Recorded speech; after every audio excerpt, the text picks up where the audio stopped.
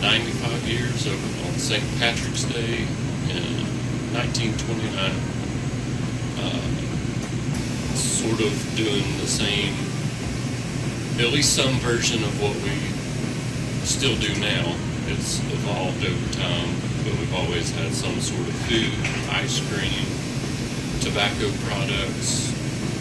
We try to be here for the customers. They're the reason we're here for 95 years.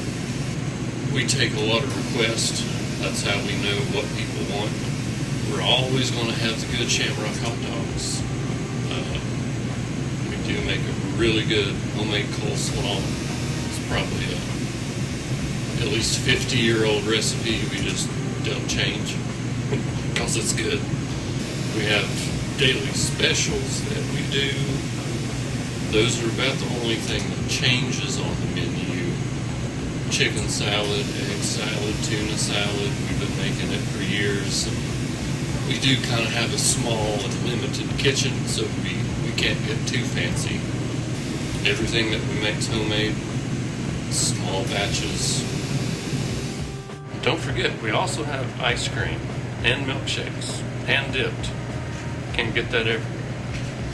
And don't forget, we have the best fresh squeezed lemonade in town. The back room's a pretty good, not so secret.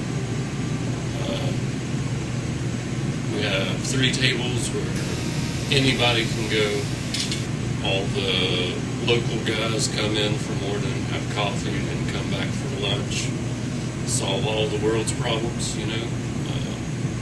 It's also a nice little glimpse into the past. We're at the corner of West Walnut Street in Buffalo, downtown Johnson City, just a couple blocks up from Yeehaw Brewing and Burger and Barrel.